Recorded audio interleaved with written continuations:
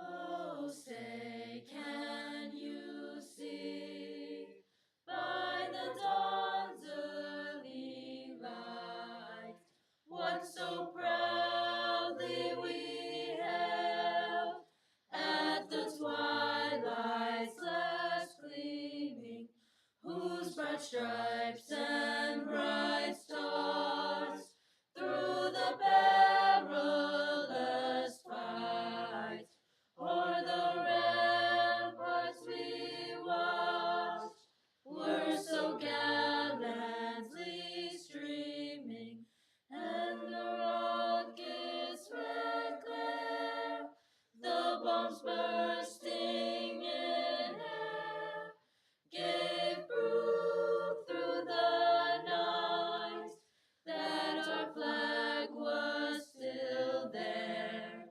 Oh, say, does that star-spangled banner yet wave for the land of the free and the home of the brave?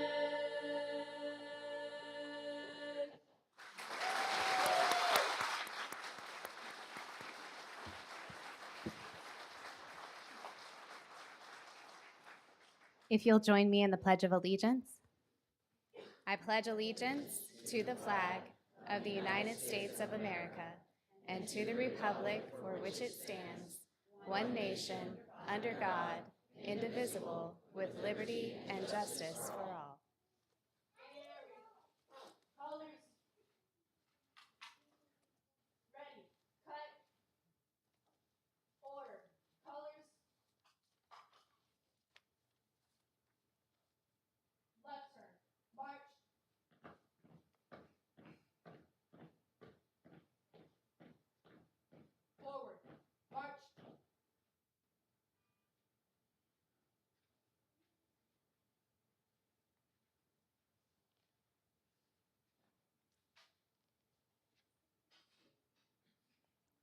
And I believe the Clay High School Chorus has one more song for us, so if you'd like to be seated at this time.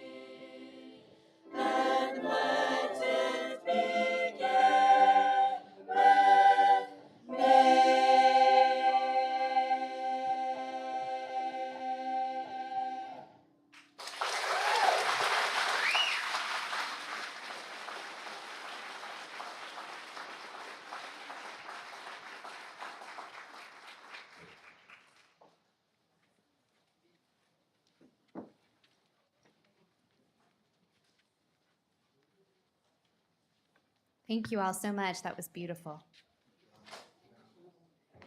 If the board members would like to join me up on the dais. And tonight we welcome Pastor Scott Yurka from Hibernia Baptist Church, who will be leading our invocation.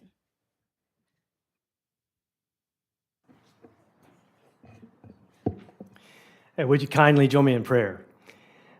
Father, we come to you in the precious name of Jesus, and we are so grateful for, in this season, the gifts that, God, you have bestowed on us by your grace. God, the gift of the freedom that you've given us in this nation. Father, the gift of wisdom that you promised to anyone who would ask. And God, we pray for that wisdom that begins, you said, with the fear of God. I pray for this board, for the leaders, for our superintendent, for those who are leading our schools, to have your wisdom in making decisions for our student, for our community. God, thank you for the gift that you declared to your angels when Jesus came. When you said through them, glory to God in the highest, and on earth, peace and goodwill to whom God is pleased with. And we are pleased that you have given us the gift of Jesus so that we who are sinful and rebellious and separated from you could be reconciled to you, O God, through the gift of your Son, Jesus Christ. Thank you for that incredible gift that Paul calls indescribable. And in this season, may we never forget that you have given us the greatest gift of all, eternal life through Jesus Christ. Thank you in Jesus' name. Amen.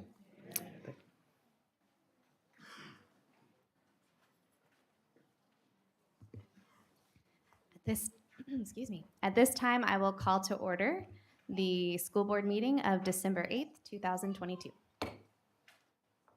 Welcome, citizens of Clay County. I want to take this opportunity to thank you for taking time out of your busy schedules to attend tonight's school board meeting. This meeting is our opportunity as your elected representatives to collaborate openly and to make decisions that will decide the future direction of our public schools and the education of our children here in Clay County. If you wish to address the board on an agenda item, there will be an opportunity to speak for 3 minutes. Please fill out a card, which you will find in the back of the room, they're yellow, indicating the specific item number or topic that you wish to speak about, and turn it in promptly to one of our officers, as we'll be receiving public comment shortly on the agenda. If you have items that you would like to present to the school board or superintendent, please hand them to an officer who will distribute them accordingly.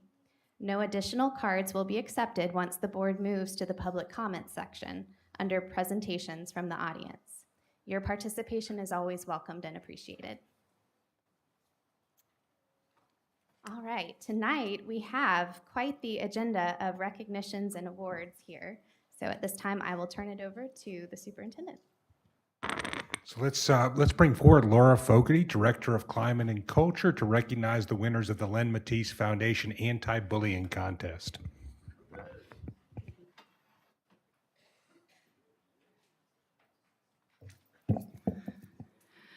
Good evening, Mr. Roski and the school board. I would like to thank y'all for allowing me this opportunity. I would also like to bring forth Mr. Len Matisse. So I would like to thank Mr. Len Matisse and the Len Matisse Foundation for their partnership with our Clay County District Schools with the Stop Bullying campaign. And most importantly, I would like to thank them for being such wonderful examples of kindness and compassion. So they challenged our 6th through 8th graders with developing a Stop Bullying campaign. And let me tell you, the initiative was supposed to be for their school or for their community, and our students rose to the occasion. To encourage our students, they had banners made for our participating schools.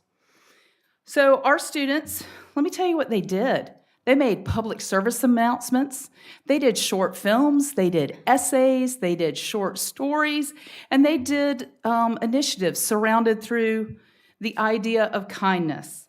So having the opportunity to review these projects that were submitted, it reminded me of one of my favorite quotes. One person can make a difference, and everyone should try. Each one of our students took a huge step in making a difference, so thank you to all of our contestants. our first winner, who will receive tonight a check from Mr. Matisse for $1,000. Our first winner is Serenity Cuts. So Serenity, come on up.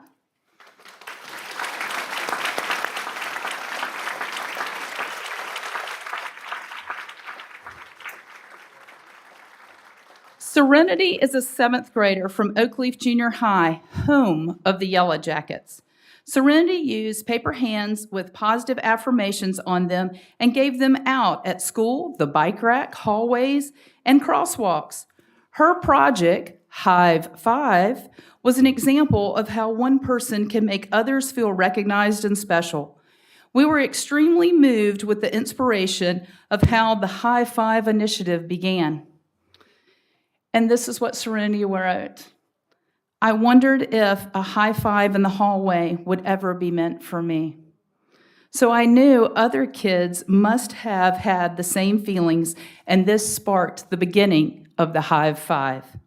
We want to thank Serenity for being willing to take a chance and being a difference maker in the lives of our Oakleaf Junior High students.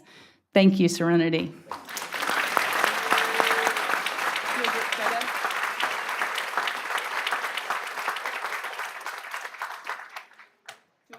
Down here for their first opportunity? Okay, we'll do a group after. Perfect.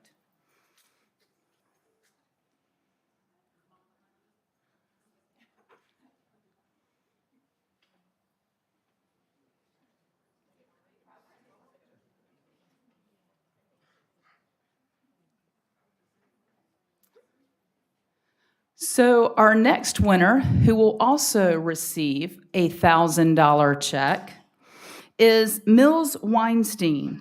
Mills, come on down.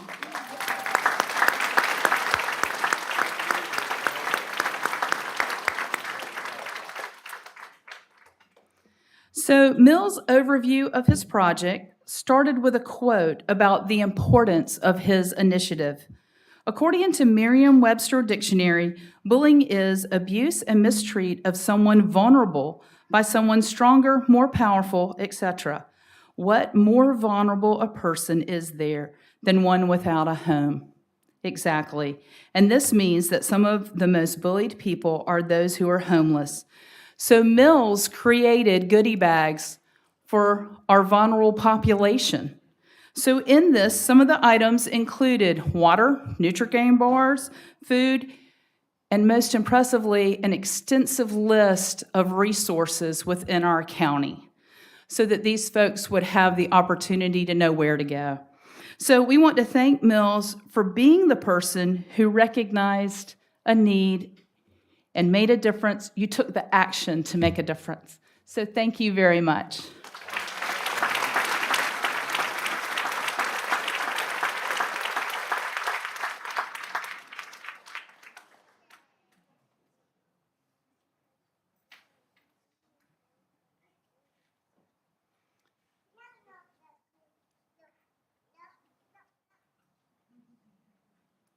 So board, if you would like the opportunity to join Mr. Matisse and our two amazing winners for tonight. I have to tell you, in reviewing this project, it just shows what amazing people we have in Clay County, how amazing our students are.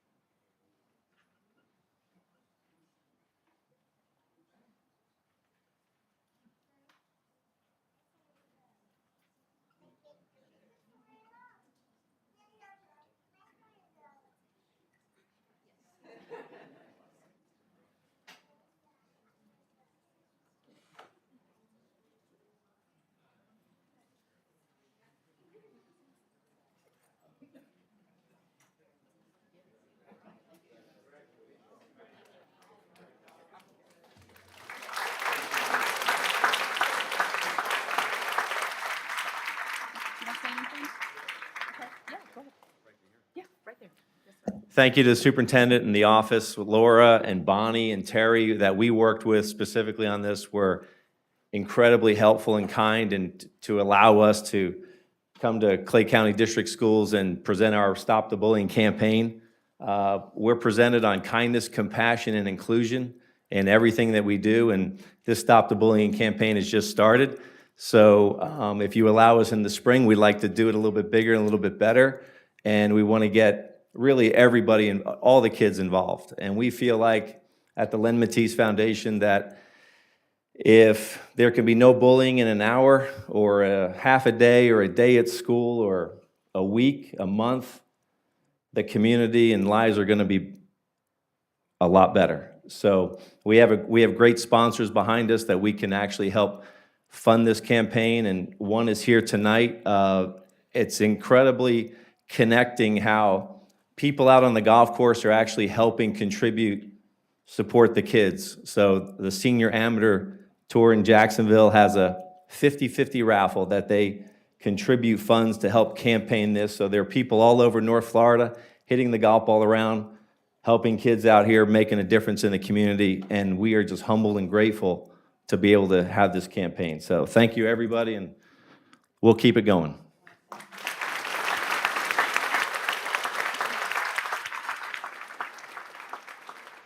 Thank you so much, and such a timely reminder of what a gift a little kindness can be, especially this time of year.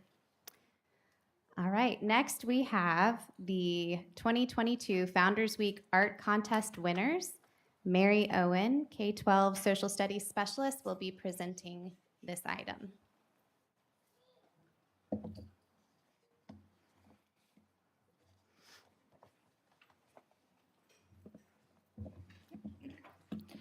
Good evening, school board, Superintendent Brodsky, and our community.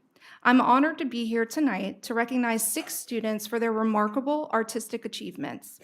These students and hundreds of other students across the district participated in the Founders Week Art Contest. As you know, Founders Week is the time that we set aside each year to honor our country and the people who have made it what it is today.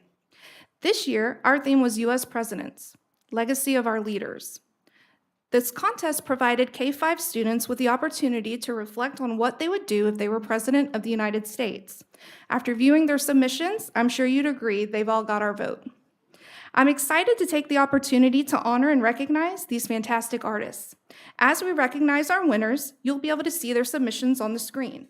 We've also placed the winning artwork in the case along the back wall, and those will remain there throughout the remaining of the year. As I call our winners up, I'm going to ask them to remain standing so that we can get a group picture at the end of our recognition. Parents, please feel free to take pictures as your student is called up. All right, so we're going to start with kindergarten, and their prompt was, if I was President of the United States, I would. Our first winner is Iris Swanson.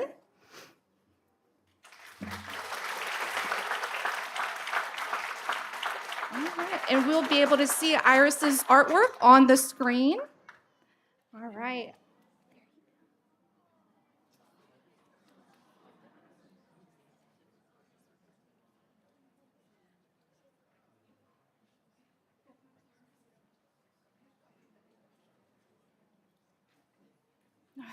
Iris is from Wilkinson Elementary, and she wrote, if I was President of the United States, I would help clean the ocean.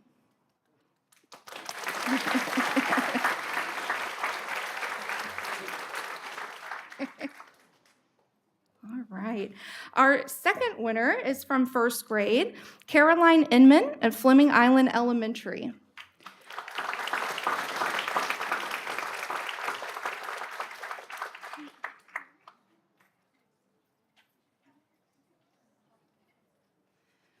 Caroline wrote, if I was President of the United States, I would make sure the children in the school are safe, and I would make better hospitals.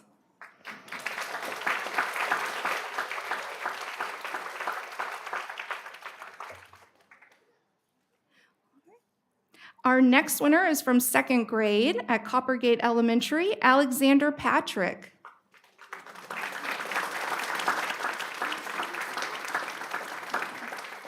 All right, I don't believe Alexander is here, but he wrote, if I were President of the United States, I would end world hunger and make our country safe. Yes. All right, from Tynes Elementary, Samantha Season from third grade is our next winner. In our 3rd through 5th grade art contest, the prompt is slightly different. It just includes an extra word, and that is because. So if I was president of the United States, I would because. So Samantha Song, go ahead and come on up.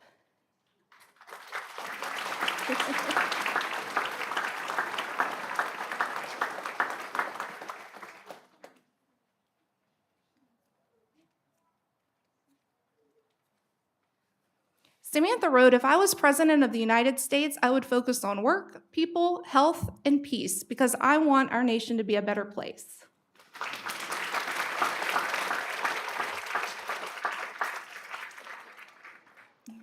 All right. From 4th grade at Doctors in Elementary, we have Janacia Sims Howard.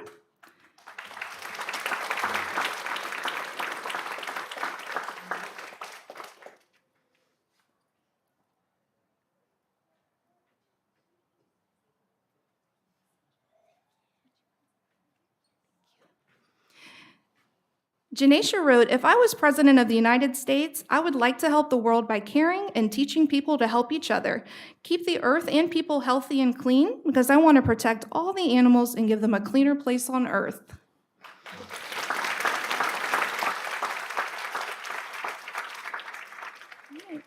And our final contest winner also comes from Doctors Inlet Elementary, and that is Mary Oliver from 5th grade.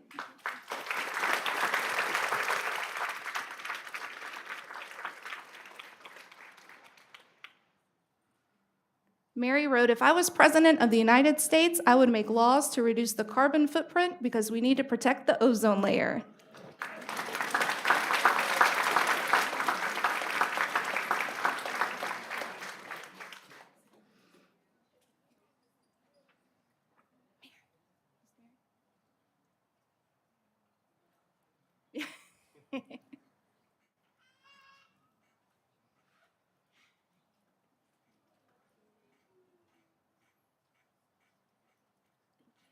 All right, let's do one more round of applause for our art contest winners.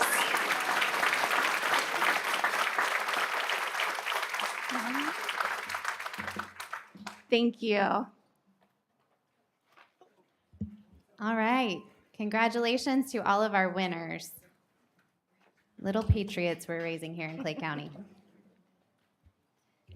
Next, we have recognition of the 2022-2023 School-Related Employee of the Year and Teacher of the Year semi-finalists. And presenting tonight will be G. Teven and Lisa Ashworth from the Clay Education Foundation.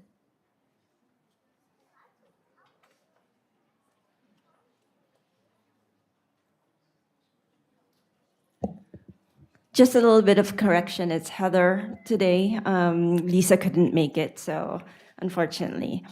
First of all, congratulations to our new school board members, Ms. Hanson and Ms. Skipper. I guess welcome to the school board. Good evening, Superintendent, and to the rest of our school board members.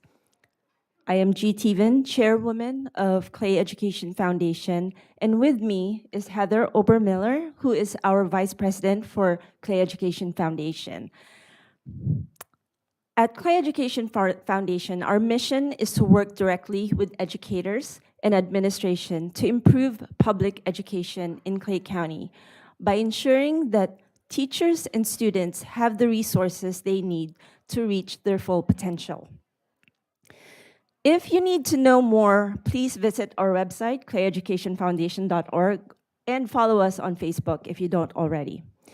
For several decades now, with a huge partnership with the Clay County School District, we are always so excited to organize and host the what's now known as the Apple Awards. With that said, we are honored to announce the top 10 semifinalists for Teacher of the Year and Support Employee of the Year. Heather? First, from Keystone Heights Junior Senior High School, Jessica Thomas.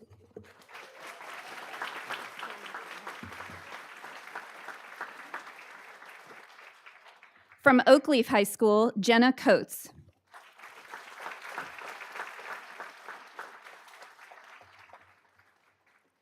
From Grove Park Elementary, Wendy Hain.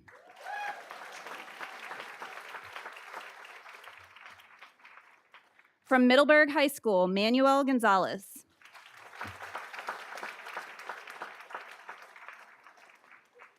From Orange Park Elementary, Abigail Rosario Castillo.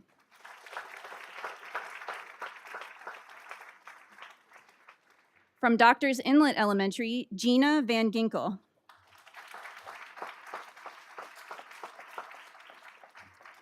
From Orange Park Junior High, Denise Turner.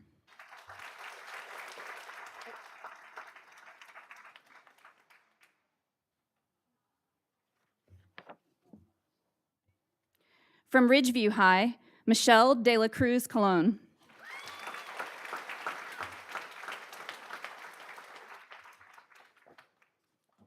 From S. Bryan Jennings Elementary, Joanne Wager.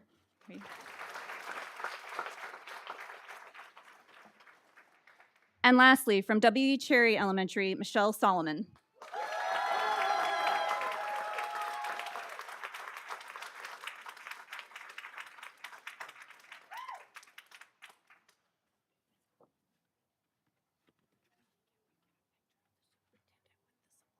Yes. Mr. Broski, can you come down for the picture?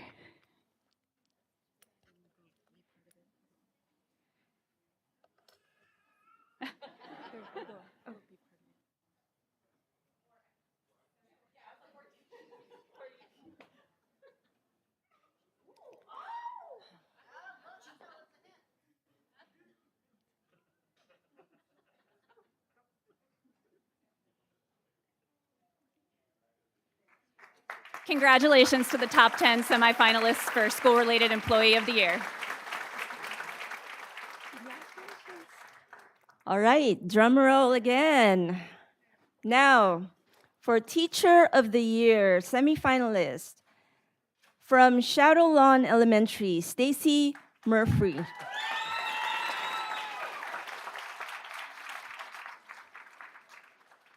From Ridgeview High School, Yasmin Petrucci.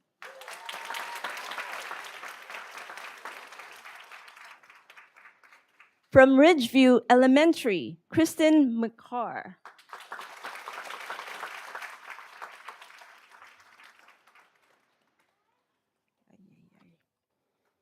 From Patterson Elementary, Jennifer Roach.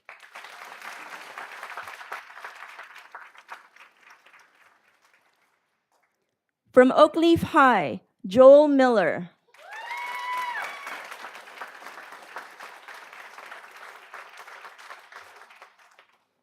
From Middleburg Elementary, Ashley Hogg.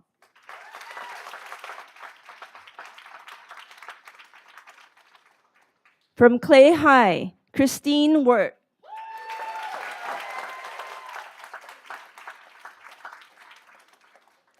From Keystone Heights Junior Senior High, Kimberly Mann.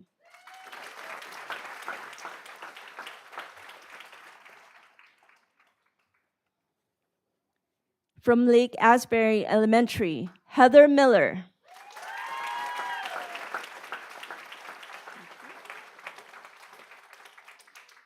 And lastly, from Lakeside Junior High, Tiara Coffey. Congratulations to all the semifinalists.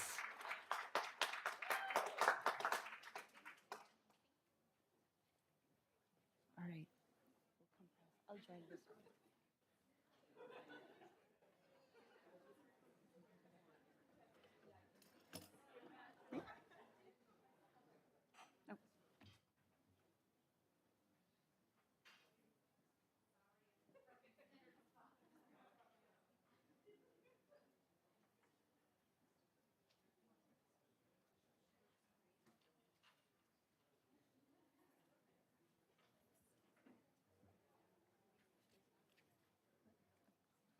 Once again, I just want to congratulate all of the semifinalists. Congratulations. Thank you so much for everything that you do.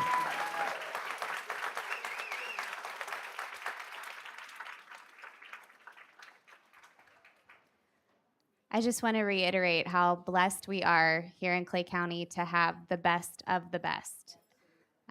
What you guys do each and every day in the classroom and out of the classroom on our school campuses is truly changing the lives of children every day and shaping the future of our community.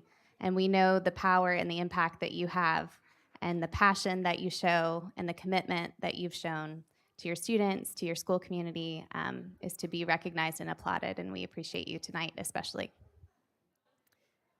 Our next item is the recognition of Clay County Student Athletes of the Month. We have John Scromolo, Coordinator of District Athletics. Did I say it right? Excuse me. Spot on. First try. Fantastic. All right, I'm going to try to get through this. My voice is going, and the reason is because I've been out in the community shouting from the mountaintops of all the great things that we're doing. So I'm gonna do my best to get through it. So, let's go here. So what we're going to cover is the St. Vincent's Cup standings after fall sports, all the great things that have been going on with our fall transitioning to winter. We're going to recognize some state champions, our student athletes of the month, the coaches of the month, and our GPAs, and then our special presentation. I'm going to get through it. So at the end of fall sports, the leader in the clubhouse of the St. Vincent's Cup was the Fleming Island Golden Eagles with 9 points. In second place was Keystone with 8, and Ridgeview came in third with 6.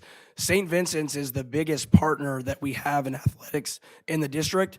They give over $300,000 to the district to provide athletic trainers for our schools. So we really appreciate their partnership.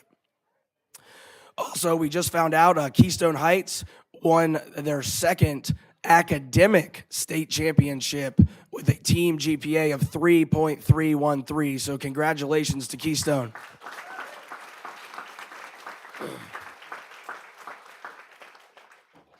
And next up, we have our two, here we go, I'm getting in a rhythm.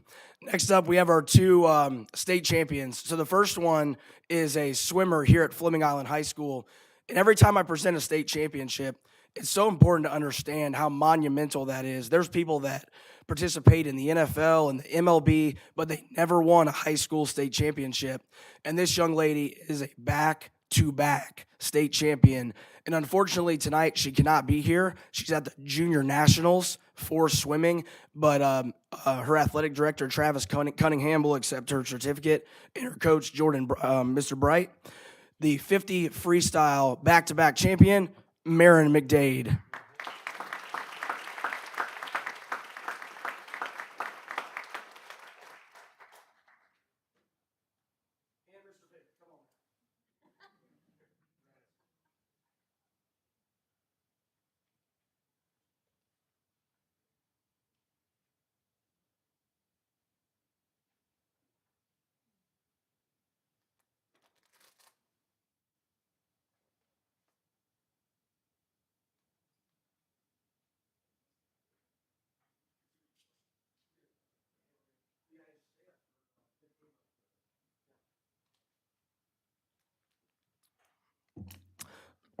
Excuse me. Our next state champion, I'm going to be honest. I don't think, Mr. Pittman, you might be able to help. I don't think Clay County's ever had a diver win a state championship. This young lady is unbelievable. She's a sophomore. She's nationally ranked. She won the regionals by 100 points. It wasn't even close. She's a really awesome young lady. So when I got to meet her for the first time, I said, Ava, diving is such a specialty sport. Where did you learn how to dive? And she said, I taught myself off YouTube. So she's really an unbelievable young lady. She's got a bright future. She's going to punch her ticket. She might be known with the name Dressel one day. The diving state champion from Fleming Island High School, Ava Brinkman.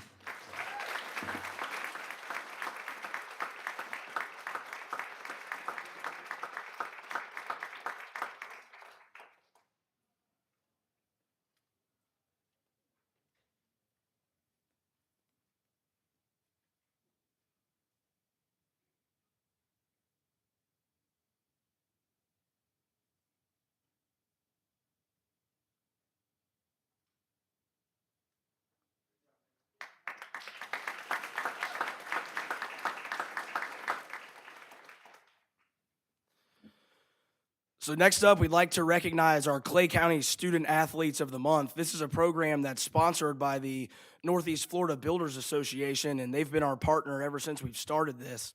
And each athletic director nominates the best of the best. This is not just about athletics. This is about academics, community service, leadership.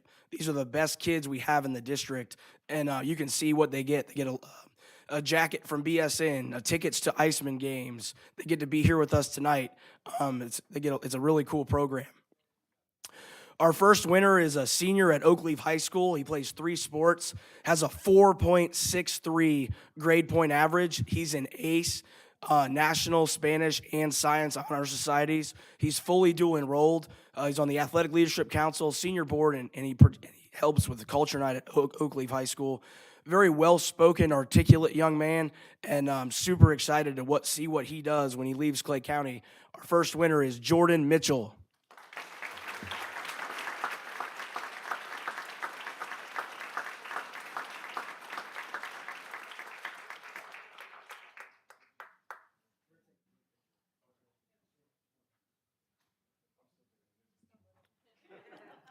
So Terry, when we film for this program, we film one-on-one interviews and put them on YouTube. And Terry said, "John, no more guys over 6'3", because her arms were shaking holding the camera. And I was talking like this the whole time. So our next student athlete is only a sophomore. This is the first time a sophomore has won this award. He does it all. He's a 3-sport athlete. He's the varsity quarterback on the football team. He plays basketball and baseball. He has a 4.5 GPA. He's also an AP capstone student. He's a member of FCA, and he also volunteer coaches for a youth football program in the community for his younger brothers. And just an amazing young man. I was really worried. I've known Merrick for a while. I used to coach him when he was 12, 13 years old. And I was like, well, if he wins, he's not going to say much on the interview. He's a very, very humble kid. He's got ice in his veins and a super, super bright future. From Clay High School, Merrick Raposa.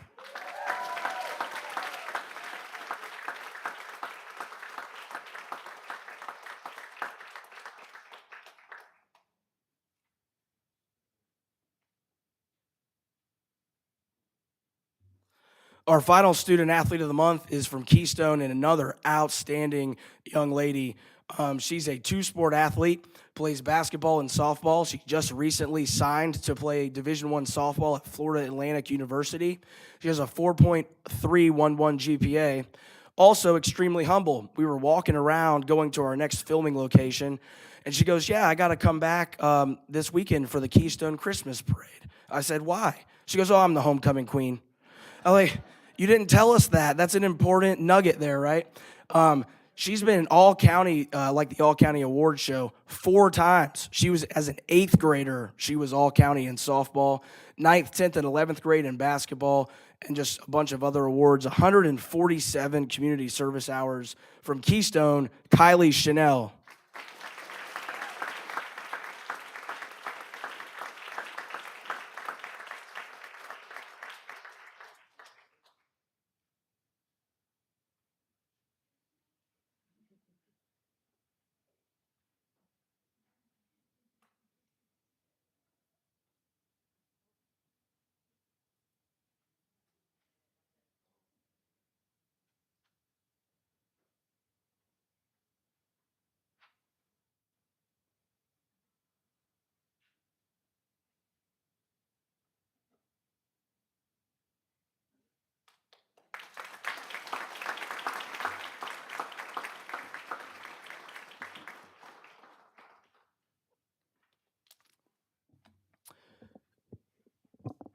I don't really know how to put into words the impact that a coach has on a student. You look at a high school schedule, our students are with their teachers 50 minutes a day. You look at the time that they're with their coaches, 2:30 to 5, 6 o'clock, 5 days a week, plus games, plus trips. They're with them all the time, and they have such an impact. This year, we started the Clay County Coach of the Month program with the help of Joe Mayo from Chick-fil-A Middleburg. And our goal of this program is to recognize coaches that epitomize our goal in Clay County, which is the best student-athlete experience. And these are coaches that go way beyond the call of duty and create a world-class experience for their kids. Our first winner, I'm going to try to make sure she doesn't get emotional. She's got such a great heart. This is her final year with Clay County District Schools. She's been in Clay County for 37 years as a teacher and a coach.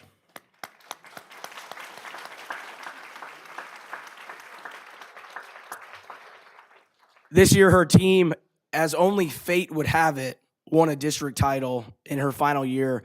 She does a thing called the folder with her girls, which is like a sports psychology. It's a very positive team building exercise that she does, that she differentiates herself from her peers, building a really tight-knit team environment.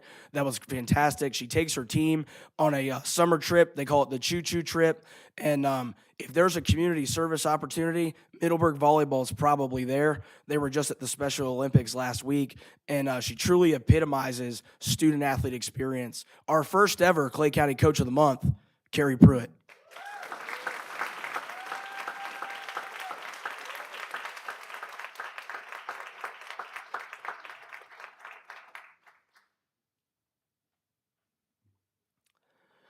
Our second winner is a track and cross country coach from Ridgeview High School. He's also been at Middleburg and Bartram Trail. Both of his teams, boys and girls, both made a regional appearance. How he set himself apart is the Bob Hands Invitational. It's a cross country meet with over 30 teams, over 1,000 runners at Ridgeview High School. Everyone comes to Clay County. And so at the starting line, he hand painted every school's logo. So it was really, really neat, and kids were taking pictures with their logo, and it's just a first-class event. He gets the student-athlete experience. He has a really cool partnership with Middleburg Cross Country. They train together, which also builds sportsmanship and teamwork with a rival school. So he's a heck of a history teacher, too, and he is the second Coach of the Month, Paul Gribb.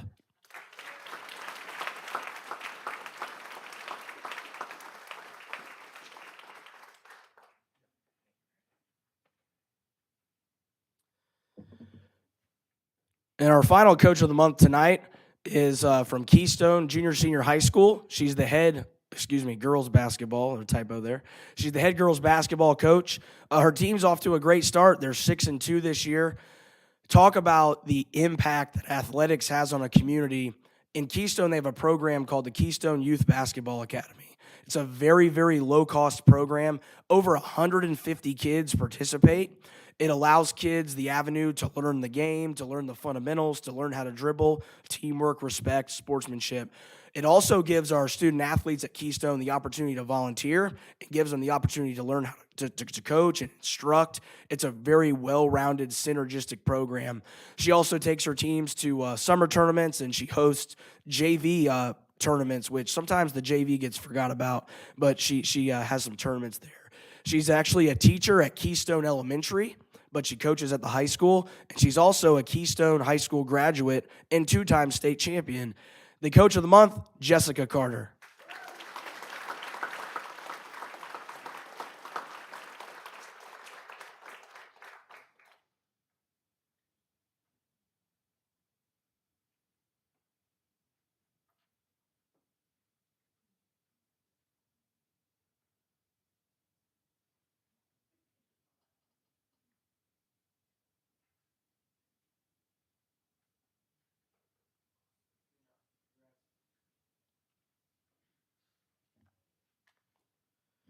All right, for our final recognition, if we could get the Jaguars to come up, Ms. Rodriguez, and any of the athletic directors that are here, please come on down. Coach Thompson, that's you.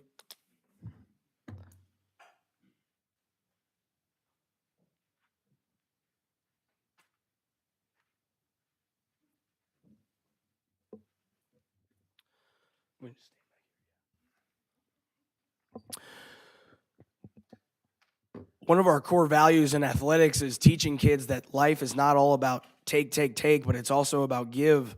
And we really want to teach our student athletes that you have a platform. People watch what you do. They watch your every move. And we want to teach them to use that platform for the betterment of their community. This year, we piloted this program as a full district. And I'm not sugarcoating it, we have the best athletic directors in the state of Florida right here in Clay County. And they took this mission to heart. We wanted to start a Pink Out Month with partnership with the Jacksonville Jaguars Foundation and the American Cancer Society. And we had Pink Out games all over Clay County, excuse me, in the month of October. And I'm going to bring up Kaylin Reinhart real quick from the Jacksonville Jaguars to speak a little bit about the partnership. Hey, good evening. My name is Kalen Reinhart, youth football coordinator with the Jacksonville Jaguars. On behalf of the Jaguars Foundation and the community outreach team, we are just so thankful and honored to partner with you guys and continue the fight here. So I want to personally thank John. I'm new to the area. I'm from Asheville, North Carolina, and I'm former high school collegiate athlete. And my job this year has been amazing, and it's been a fulfilling role. The relationships that I've built and John has helped me to build. I want to thank Middleburg for me being able to go out to the high school game to support the Pink Out game. Such an honor and amazing opportunity. So we just want to continue the partnership, continue the fight, and thank you, American Cancer Society.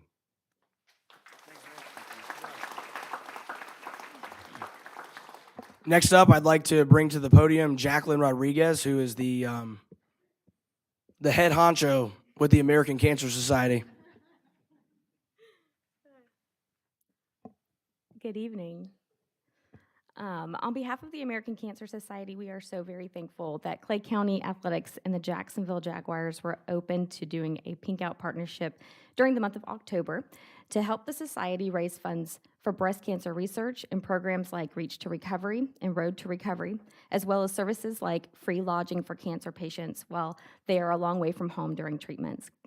Our 2022 Making Strides Against Breast Cancer Walk was held at the stadium downtown on October 22nd, and because of partnerships like Clay County Schools and the Jacksonville Jaguars, we are projecting to raise over $340,000 by the end of the year of our $320,000 fundraising goal.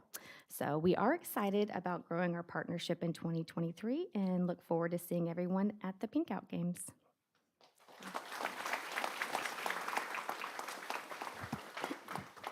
Real quick, before we present the check, I want to make it very clear, I didn't do any of this. This was solely the work of these men right here. And we had a couple more ADs who couldn't make it tonight, but we have Casey Thompson from Middleburg High School, Travis Cunningham from Fleming Island, Jared Moses from Clay High School, and then Chris Gallagher from Ridgeview. The amount of work that they do as athletic directors alone is enough. For them to do this on top of that shows their heart, shows their buy-in to the experience. So I want a big round of applause for all of our ADs. And now we're going to present the check, but one last thing. So one of the members of the Roar, I just found out, is a her name's Tori, 2013 graduate of Orange Park High School. Yeah. So that's big time. Here's how the donations panned out. So with all the schools raising money, Clay High was our winner at $2,500. For that, the Jacksonville Jaguars are gifting them 50 tickets to a Jacksonville Jaguars game for that, so we're super appreciative for that. But ultimately, Clay County District School Athletics as a team raised $5,700, and we're super excited about that.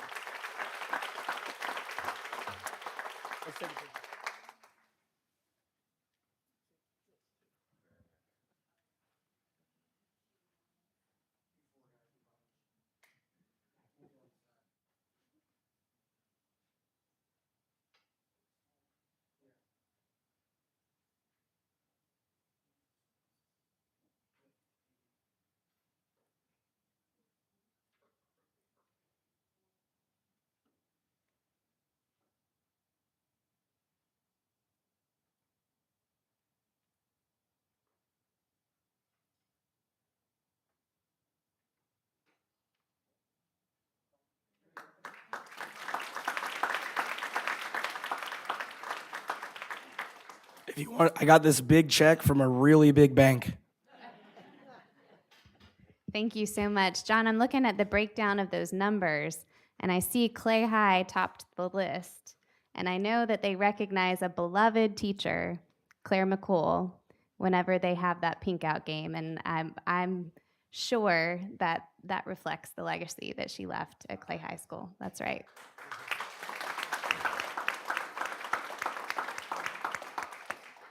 All right, so at this time, we will have Principal Jen Halter from Clay High School come tell us about all the great things happening in Blue Devil country.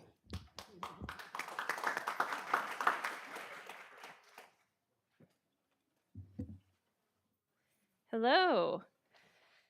So welcome. We are so excited to be the school showcase and Clay High is home of the Blue Devils. And I just want to say, if you have a connection to Clay High in any way, you're an alumni, you worked there, your grandma worked there, your mom, your uncle, your whatever. If you have a connection somehow, raise your hand. Quite a few. So one of the cool things of being at Clay High is seeing the community connection. So I just want to introduce our team. This is Matt Lewis, our vice principal, Lori Coburn, our assistant principal, Bonnie King, assistant principal. You already saw Coach Mo. He's our amazing athletic director, and Josh Persinger is our dean of climate and culture. So Clay High, if you haven't been there, we welcome you to come walk our halls. So we are at Green Cove Springs off State Road 16, and we serve Green Cove and Lake Asbury, and our feeders are Green Cove Junior and Lake Asbury Junior. We have about 1,700 kids, and we are continually growing. We're very excited about that, too. And we last year were ranked #1 in secondary schools for climate and culture at our school. So when I got to Clay High, I kept hearing, the Clay Way. It's the Clay Way. What is the Clay Way? So Coach Moses defined the Clay Way for us, and that's something that helps drive what we do, and we teach our kids that. And it means we are committed to service, influence, and responsibility. We are leading through showing those actions in the community and in our classroom, and by doing the right thing and by serving others. And we do that year-round. So we expect the kids to show that not only in our classroom and in our schools, but also out in the community. And we see that with our alumni as well. And so one of the amazing things about Clay High is that our alumni come back and give back to the school and are very tied to the school and the pride that is fostered through being a Clay High Blue Devil. So when I saw that, one of the things I really wanted to focus on was how we lead our legacy, as Clay High is the first high school in Clay County, established in 1913. And there are lots of leaders before me that have really developed the school and made it what it is, and it is an incredible legacy to continue to lead. And so we do that through, of course, keeping our traditions. So we had the Clay High Parade, and it was really fun. I'm so glad we got that back. And we established a Hall of Fame in our main hallway. So when kids come through the building, they walk right through the Hall of Fame, and our last billboard that hangs is who will be next, because we want to teach our kids to go out into the world and continue to do amazing things and know that they are always connected to us, because when you are once a Blue Devil, right, so we continue to be part of our family, and the amazing thing is that connection, and that we not only see and hear them and celebrate them in the building when they're with us, but our community as a whole, as being a Blue Devil, is that we continue to do that when we're gone as well and come back and build our community. So you can see we have 25% of our teachers are alumni that teach at our school, and we have had 5 sheriffs that have come out of Clay High School, including our current sheriff, Sheriff Cook. So there's some more pictures of the Hall of Fame. Other things that we did was we used to be everything was in our main hallway. So we decided that in our focus of leading our legacy, we wanted kids to walk through our halls and see our story throughout every hallway and see the impact that being a Blue Devil and the great things that they continue to do. So our trophies, our awards, our scholarship money that they keep track of and put on plaques, and Ms. Horn does an amazing job of that, that even when you have alumni come back, you see our class pictures, they stop and find not only themselves, like Faulkner's on the wall, but also that they find their brothers, sisters, cousins, neighbors, and it's really a great conversation piece, but also to see their ties to Clay High School. You just talked about Claire McCool who is a beloved teacher from Clay High. And what we did this year is we added the Excellent Educator Award in our Hall of Fame, and the staff vote on who is to, that shows the qualities that Claire McCool had, and they become part of our Hall of Fame as well. Oops. So we have an amazing new gym that Coach Mo reminds me I can't walk on in my high heels, and it's beautiful, and we're very happy to have that. And we have created a school store as well. Here's some pictures of the Clay Way and just how amazing our kids are. We have also, our big focus is academic excellence. As you see, we have 10 CTE programs. We're the second largest CTE programs in high schools. We have 14 AP courses. We have the most dual enrollment in-person courses offered on campus of any high school, and we now have ACE, which I'm very excited to have. Having previously been the principal of Green Cove Junior and having pre-ACE, our students who were zoned for us did not go to our zoned school, and now they can. And so I'm very excited that we keep our kids at Clay and that continue that legacy. And also our highest grad rate was last year at 95%, and that's just so far. We'll continue that. So here are some of our CTE programs, and when you come visit our school, you can see one of my favorites is the vet program. You probably, if you can't find me in my office, I'm petting some animal at the vet class, but we have culinary with Blue Diner, Blue Devil Cafe, and we have Academy Medical Skills. Both of those teachers are alumni as well, and they're doing an amazing job. Five-Star Academy, Criminal Justice Academy. Our newest class is our Ag Communications, which we're continuing to grow our FFA program. We have digital design, digital informational tech, automotive, and carpentry. So some notes from last year, just to tell you, we continue to grow in excellence. We went up 2 points in our school grade. Again, like I said, our highest graduation rate so far is 95%. We had learning gains in math, especially in geometry. Our U.S. History department is a very strong department and continue to have kids pass the EOC and continue to grow in that number as well. Our acceleration rate went up 8 points, and again, we're very excited about our ACE program. Here's some more pictures.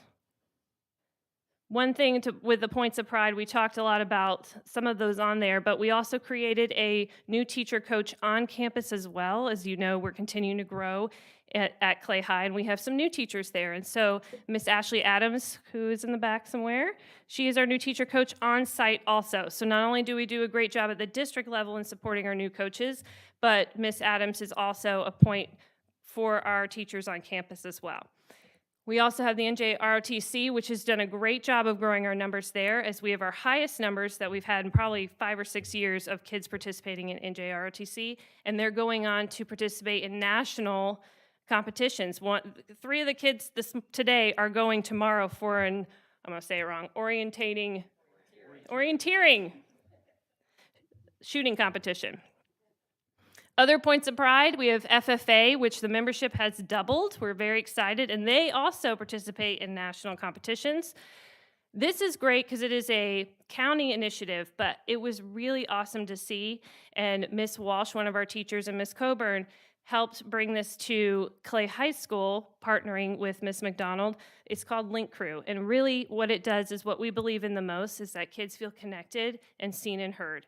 And it's for our 9th grade students that come in, and high school can be scary. And so this is a place where our leaders in our school, our student leaders, connect to those kids right even before they get to Clay for the school year. And then they have a point of contact all year with a student, and they develop that relationship. So it's really awesome to see. And of course, you saw Miss Wirt, our Teacher of the Year finalist here tonight, who some kids wouldn't cross the stage without Miss Wirt, so she's amazing. Our athletics department, as you saw, they talked about the St. Vincent Cup earlier in the night. We were the winner of the St. Vincent Cup last year as the #1 athletic program out of the high schools, which is from all our coaches. They're amazing, and of course, Coach Mo does an excellent job. We had the Coach of the Year with Rodney Keller, and the Lifter of the Year, Emma Heck. They actually have a meet tonight, so they're not here tonight, but they're doing a great job. Coach Lewis led softball to Final Four last year, and of course, we have a lot of alumni that have been professional athletes. So you probably saw Caleb Dressel, who's on our Hall of Fame as well, swimming in the Olympics. And we have a lot of state champions. So again, we have an excellent athletic program, and we invite you to any of those events to see our student athletes perform. We continue to focus on our academic excellence, and the number one focus for us this year is reading and raising our reading scores so that our students can be very successful once they leave Clay High School. And so we are focused in our reading in every content area, those complex texts. And this was a strategy that was created through the collaboration of our Literacy Council, which are all our teacher leaders came together and said, what are we going to do? How are we going to help our kids be better readers? And so we focus on text structure. We also have a school-wide plan for writing to cite evidence from their text to understand what they're thinking and learning. And we also have our teachers collaborate, not only looking at data on what to do next, but then they conference with their students one-on-one to see the growth. Our students also every Friday have an hour where they look at their goals, and they have made SMART goals, and they look at grades, and they look at their progress, and they make sure that they're moving towards those goals, and our teachers conference with them. So some of the other things that Clay High does you may not know about, in your bag, you see there's a postcard I wrote on. We send handwritten notes to our students. We mail 2 a year that are there are specific praise that come from teachers. So the teachers fill out forms, we handwrite them, sign them, and they go home to students, because we believe that all students should be seen, heard, and celebrated. And that ties directly to the Clay Way and making sure that we continue to foster that Clay Way environment, and so our alumni come back and continue to pour back into our school. Because once a Blue Devil, always a Blue Devil. So I love all the Clay High Blue out there, and of course, Ms. Gilhausen, who is an alumni, and your mother too. Even my grandparents. Even your grandparents, which We you are see. a Blue Devil family through and through. That's awesome. So thank you so much. I have an amazing staff. The teachers do whatever it takes to reach our kids, and I am just very proud and humbled to be a part of it. So Could all thank the you. Clay staff stand up, please? Awesome. Woo!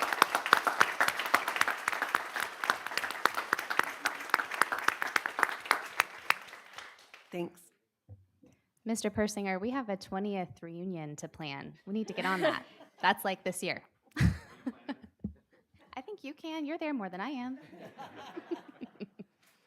Thank you so much, Ms. Alter. All right, this is the last call for comment cards. Any left? Okay. All right, so at this time, we will move to presentations from the audience and public comment. The first speaker that I have a card from is Liz Crane. As a reminder, when you come to the microphone, if you'll just state your name and address for the record, unless you are a student. Yeah, you've updated things. No longer bells and whistles over here. So, Liz Crane, you have my address on file. Oh, goodness. So, welcome, new board members. First thing I want to do is thank you so much for approving the Lexia Letters Training Professional Development. I'm currently taking the class at my school, and I cannot say thank you enough. And also, it's about time, and I'm going to go into that as well. So in 1999, Louisa Moats wrote an article, Reading is Rocket Science. And I read this article with countless educators in American Federation of Teachers, American Educator, and I was hooked. I later joined IES Individual Education Services and was trained in Lindenwood Bell, LIPS, Wilson Language, and Fast Forward. After several symposiums, including Dr. Sally Shaywitz's Overcoming Dyslexia by AFT and International Dyslexia Association, I have used those strategies in my classroom and with my students. This year, there was a blessing in disguise that occurred at our school.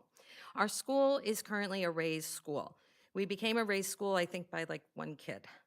And as such, we received additional funding, and we implemented Wilson Language Foundations and Lindenwood Bell Kid Lips.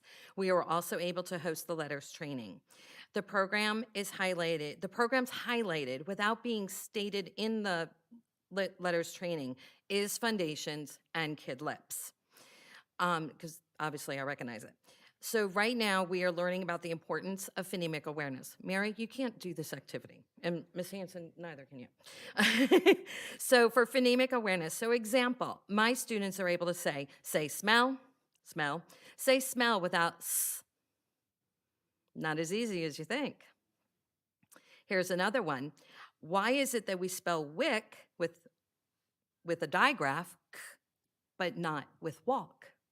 My kids can answer that question. So that is part of foundations.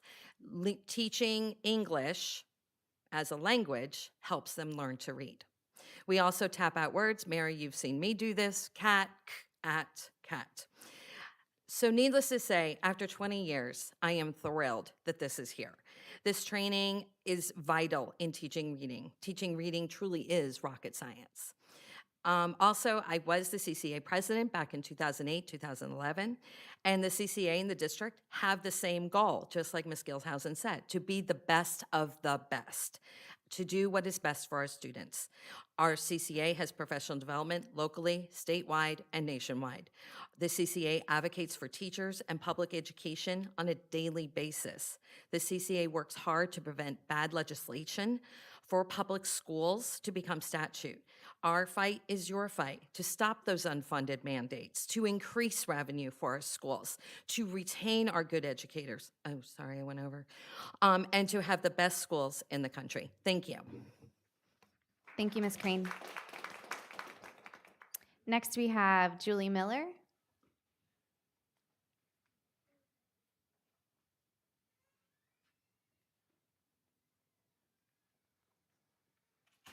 Hi, good evening. My name's Julie Miller, and my address is on file. I'm a media specialist at Ridgeview High School, and I wanted to first welcome our new school board members, Ms. Hanson, Ms. Skipper. Thank you so much for your service.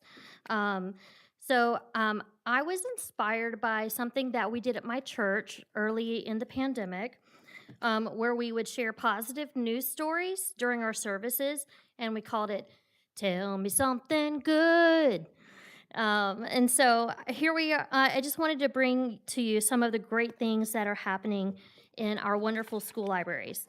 And I got way more stories than I have time for, but I'm going to try to fit as many in as I can.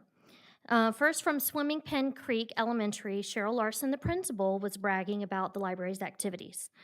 She said, "Our family send in pumpkins decorated as their favorite book in the fall." It's super cute.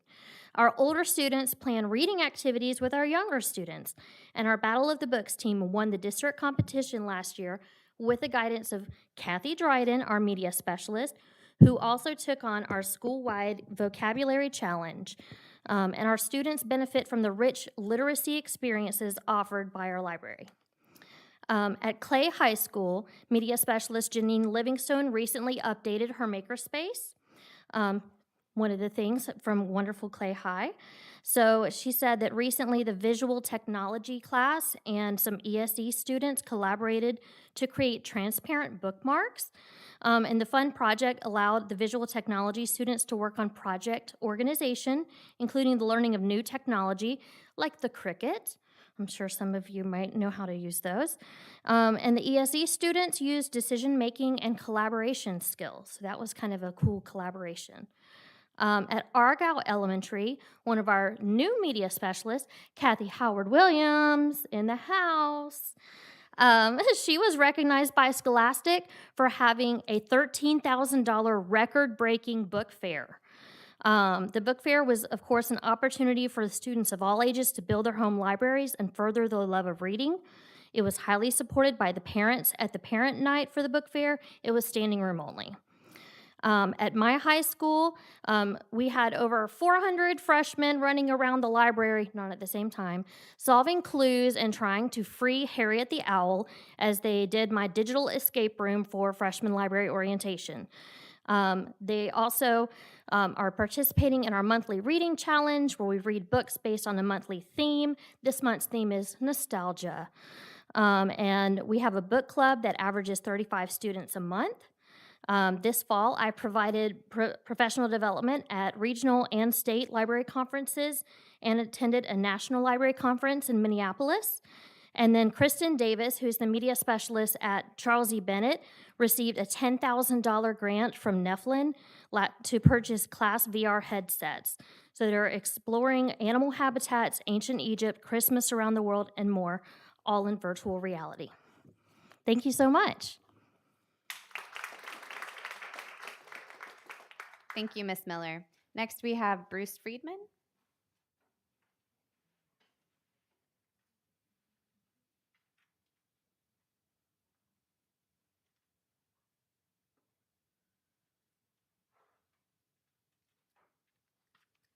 Good evening, all. Welcome, new members. I'm Bruce Friedman, Chapter President, No Left Turn Education, address Middleburg on file.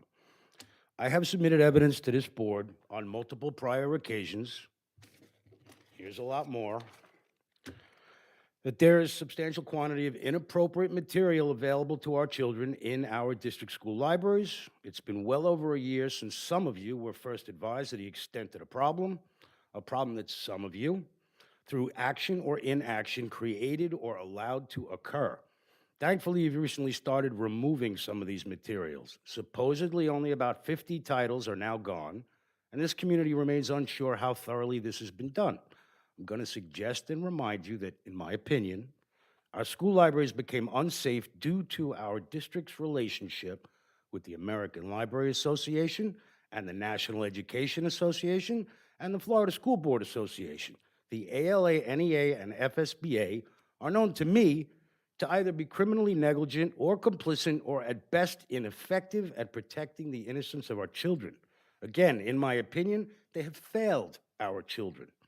As noted in earlier correspondence, our district apparently has no mission statement.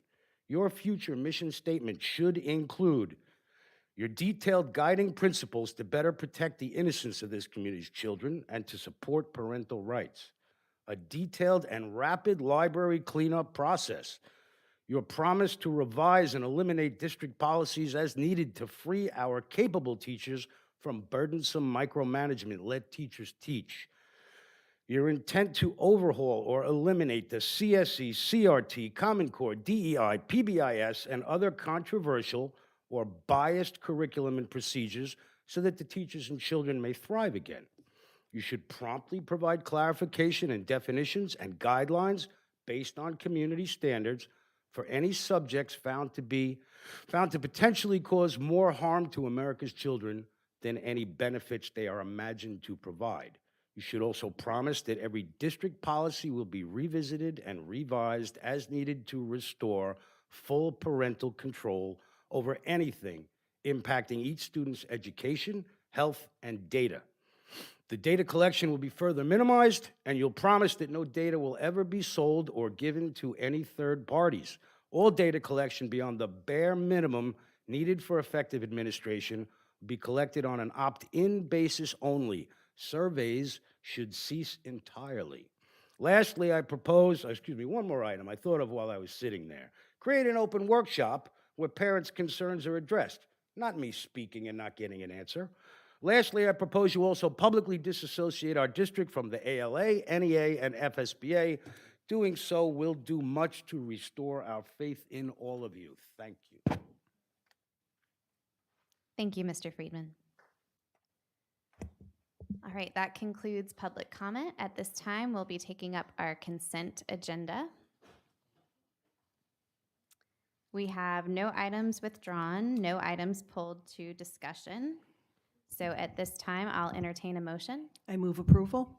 I have a motion from Ms. Bola. Do I have a second? Second. No. We need a motion and a second and then discussion. Mhm.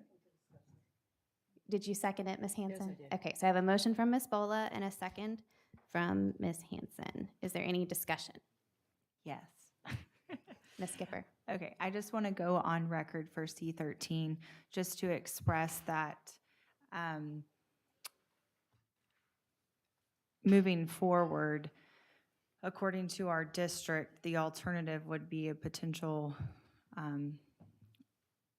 more harm than good potential lawsuit if we did anything alternatively.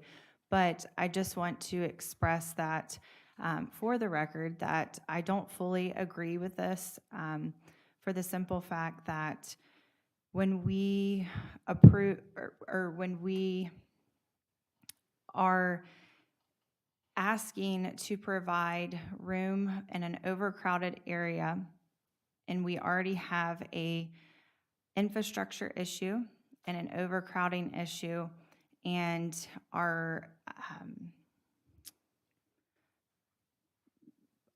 price given to us doesn't even touch the small price given to us, doesn't even touch the cost it would take to help house these students, essentially build a building for these students.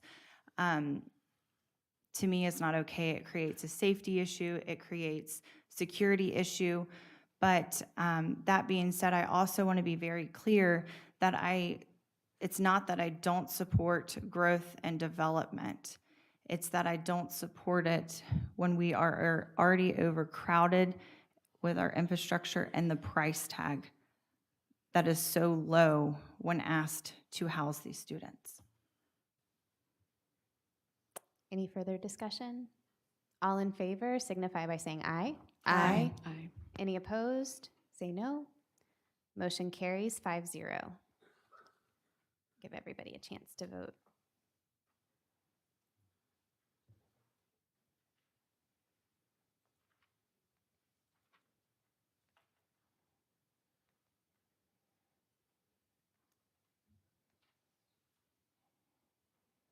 All right, our next, Do you need help?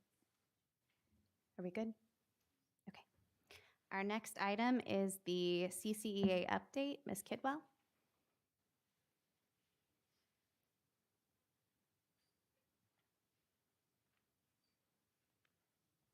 Good evening. Oh, December. I want to take this opportunity publicly, I have done it privately and in the workshop, to welcome our newest board members, Ms. Hanson and Ms. Skipper, to the Clay County School Board. As the president of the Clay County Education Association, I want to be certain that you understand that the goal of CCEA is to have the Clay County be the best place in Florida for students to learn and for teachers to teach. It's not an accident that Clay County is an A-rated school district. Our teachers in Clay County are dedicated professionals who are committed to their craft and to providing excellent instruction to our students. Our teachers are experts in their fields and have unique insights into the needs of their students, and they work diligently to meet those needs. You heard Ms. Halter, the principal of Clay, say all students should be seen, heard, and celebrated the Clay way. It's the Clay way always, not just Clay High. That's the way Clay is. You might not know that over 60% of Clay County teachers are CCEA members. CCEA is our teachers. We have the responsibility by Florida statute to bargain working conditions and compensation for all certified employees. When I speak as a CCEA president, it's not Vicki speaking. I am speaking on behalf of local Clay County teachers who have trusted the CCEA to be their voice. Most of my time is spent listening and problem solving for our educators. While I have the experience of over 2 decades teaching in Clay County schools, I rely on constant interactions with our teachers to understand the always changing and challenging experiences of today's educators. When educators in Clay County come to me with concerns or needs, it is my responsibility and my privilege to amplify their voices. Our many volunteers help keep me in tune with our members. CCEA Executive Board is elected by our members and is made up of 11 full-time teachers. They teach in every subject and in all grade levels. Each of our schools has at least one representative who is elected by the members. Those are volunteers. These representatives are full-time teachers and do their best to help communicate our teacher needs to us. Several of our CCEA members are here to welcome you tonight. You can wave. In a recent poll, the #1 problem in education, and we're having it here in Clay as well, is the need to retain educators and staff. No one would be surprised that increased compensation would help the problem, But you might be surprised to learn that educators list at the top restoration of respect, support, and trust as a very close second. We are teachers. We worry about our students. I remember staying up all night worrying about my students, especially those in the margins. We lose sleep over their academic and personal struggles. We are your neighbors, your community members. We sit beside you in church. We patronize your businesses. We volunteer for community organizations. We teach your children, spending our own money to make our classrooms warm and inviting. As new board members, I hope you'll commit to getting to know us, the teachers and CCA members of Clay County. We are a diverse group. We span all political parties and many different ideals, but we need not agree on everything or let our differences divide us, because we as teachers all believe in the importance of a high-quality public school experience for every student. We have dedicated our careers to growing our craft and serving our students. We are committed to the community and to the students of Clay County. I hope you'll try to understand that CCEA is an alliance of professionals.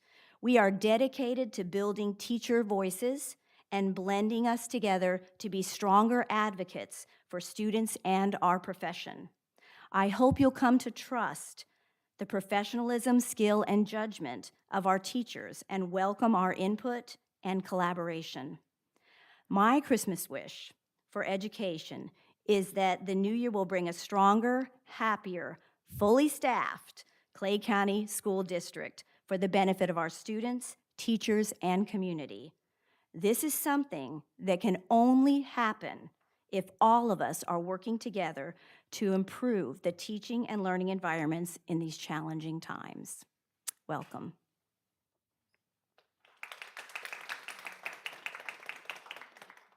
Sorry, my mic wasn't on. Thank you, Ms. Kidwell.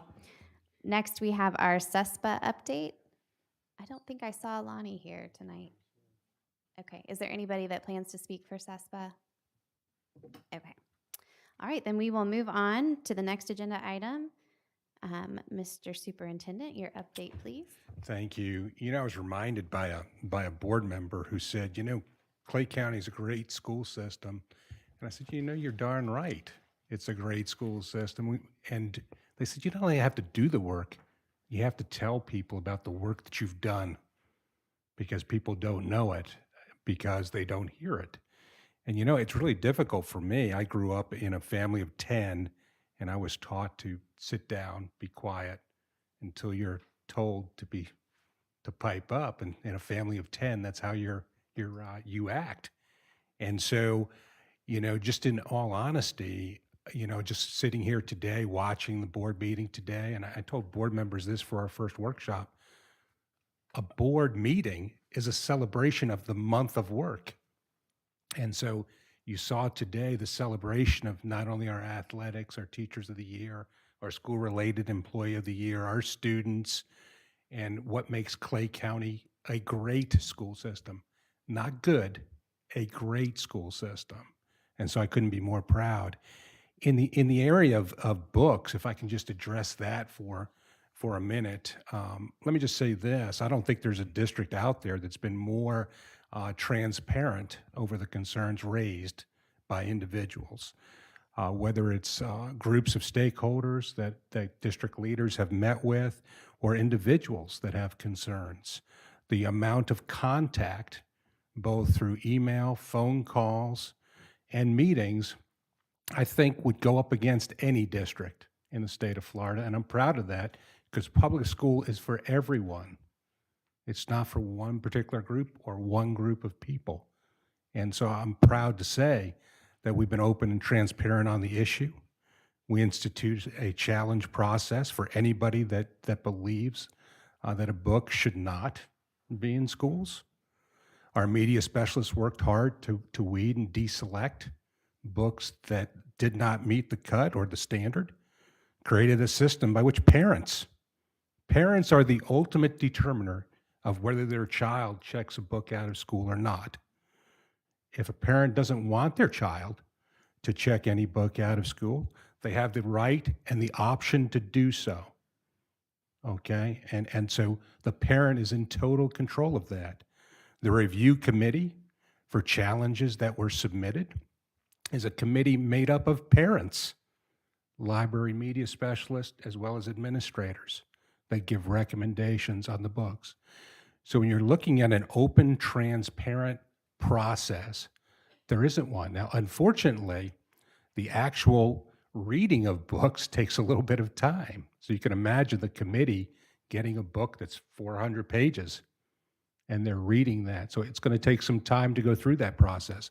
But while a book's in the process, it's off the shelf in case there is an issue in which somebody feels like the book is inappropriate, you know, and so the process to kind of go through each one of those books is going to take time. But again, parents are the ultimate determiner of whether their child checks a book out of school. And the district's going to continue to work hard on this particular process. Mr. Daly and his staff, which really is 2 people, by the way. It's not like this large group of people that are involved in this, work hard and are well aware of the challenge and the issue involved in that. So in the effort of not only like doing the work, but then telling people the work that you're doing, that's what I would say about that particular topic. So for the superintendent's update, we've got several things we're going to do. We're going to talk about the schools of the month. We're going to talk about Rosie on the Kelly Clarkson show. We got upcoming events. We got our academic focus, and we got winter break reminders. I'm excited. I don't know about you guys. Okay, schools of the month, November, Grove Park Elementary, Lake Asbury Elementary School. What do they win, you might ask? Somebody please ask that. Okay. Okay, they won a lunch celebration. In fact, I believe when we were at Patterson doing the walkthroughs for Teacher of the Year, they were getting their Panera lunch in at that exact time. I didn't partake in it, but I heard through the grapevine that occurred. They get money towards school initiative. They get the big pencil trophy that goes with that. And more importantly, we recognize the good work that's being done at those schools and all the hard efforts of everyone involved. So this month, the theme is academic excellence. The deadline is December 22nd. So if you're listening out there, please vote for your favorite school. Rosie, how many people saw the child Rosie on the Kelly Clarkson show? How many people show of hands say that's got to be like the cutest thing you ever seen in your life, right?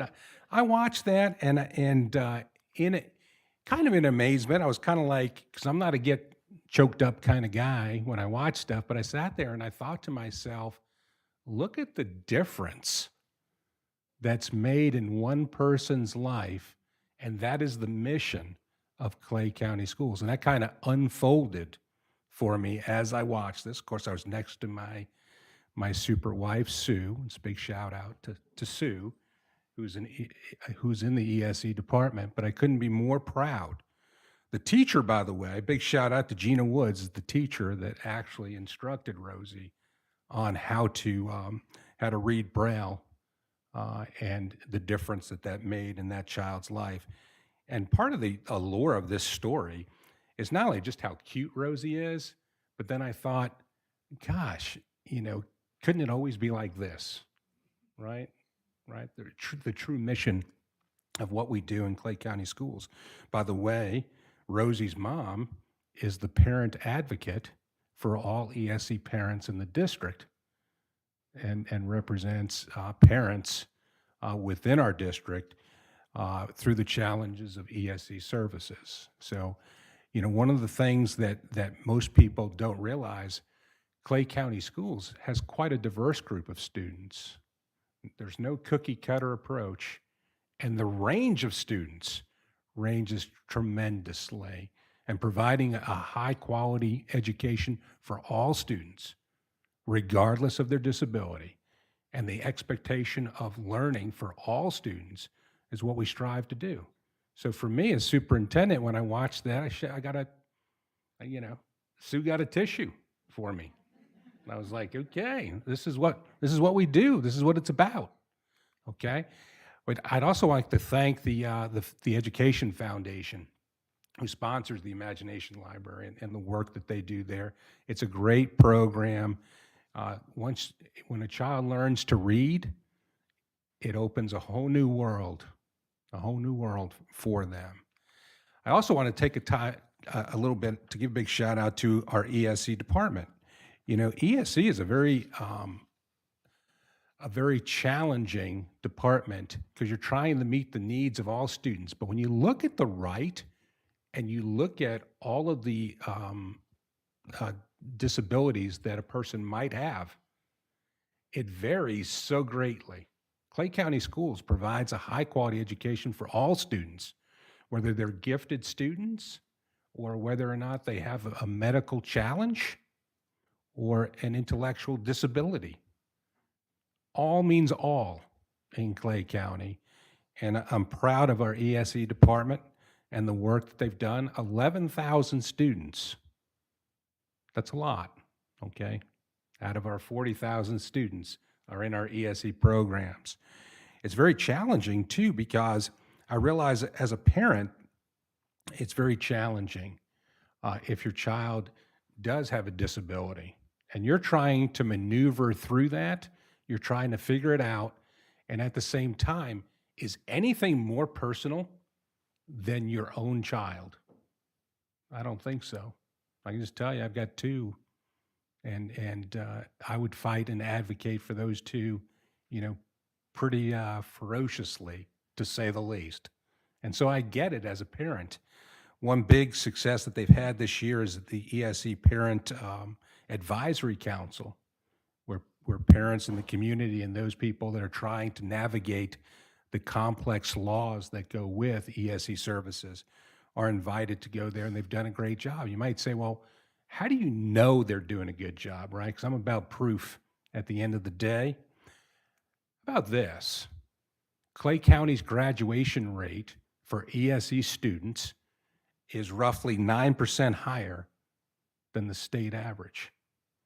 So if you don't believe me when I say those things, you can just look at the data that supports the idea that a high-quality education is happening in Clay County, and it's happening for all students, including our ESE students. So I just wanted to highlight that because really the tear-jerking with the Rosie story was about how she has to overcome so much.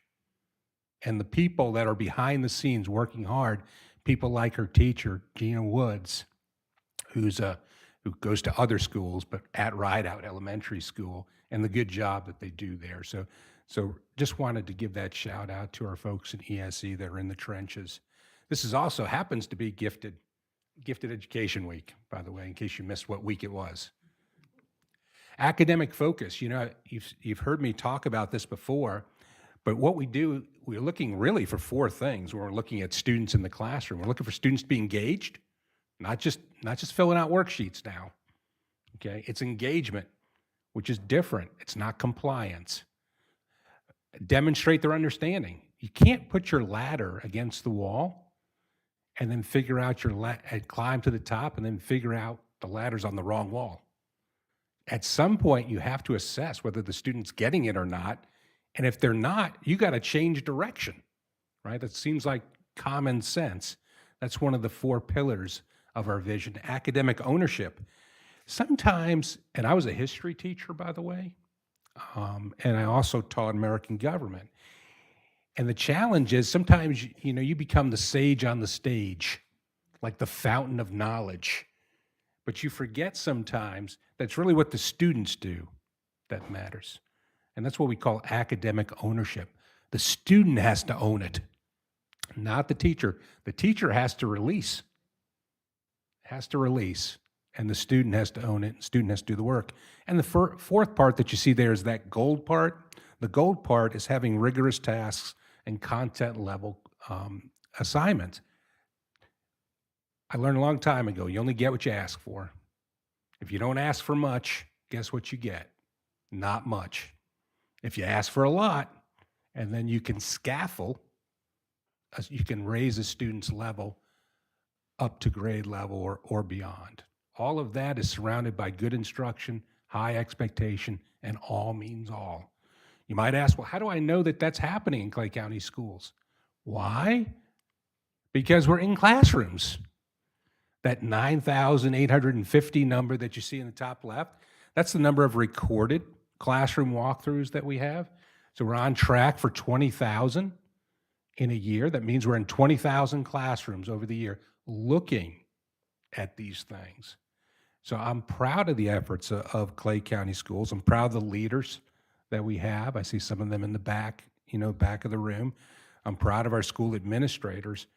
And generally, when I go to state conferences, and I know some of us were at a state conference last week, and I sit around with superintendents and I listen. Usually when I'm leaving, I'm thinking to myself, thank goodness I work in Clay County, right? And so part of being superintendent is kind of shouting that from the mountaintop because, we're very blessed in Clay County, and we're very blessed to live in the free state of Florida. So upcoming events, Literacy Week, January 23rd to 27th, our 5-year strategic plan. We're going to share the results of our survey that we did. We surveyed all stakeholders. The surveys stops now, but we'll share the results of that in a way to build towards our strategic plan. Strategic plans usually kind of hone in on 5 or 6 major goals that a district has.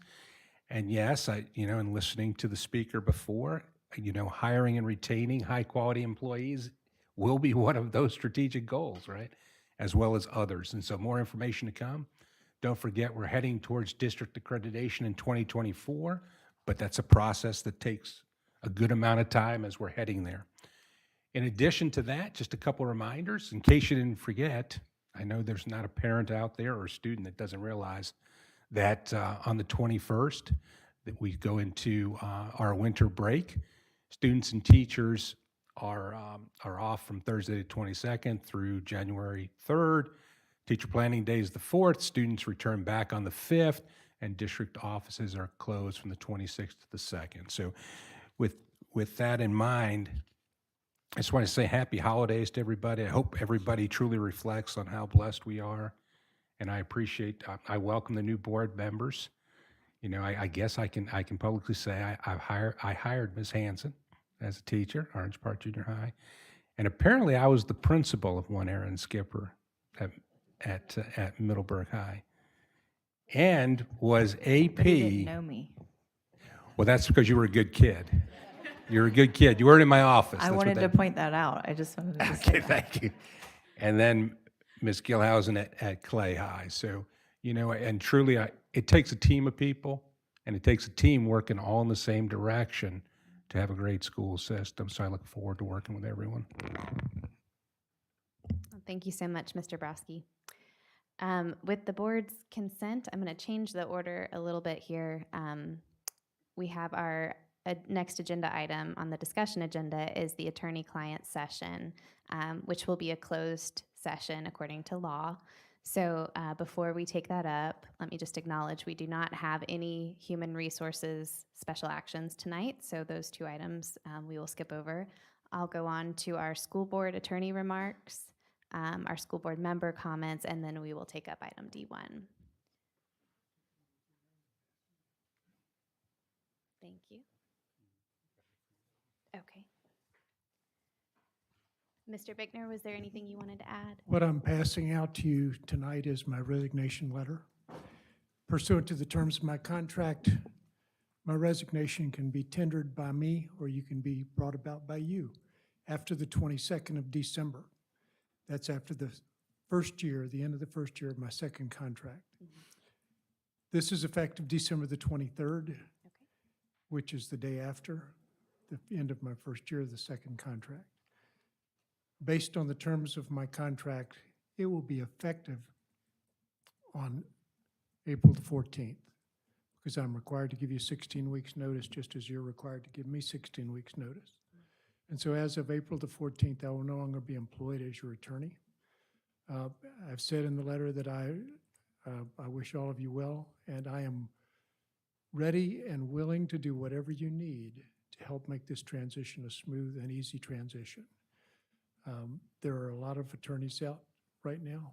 A lot of them are leaving positions in various school districts around the state. And I think that you you should be able to get someone who's looking within 4 to 6 weeks without any trouble.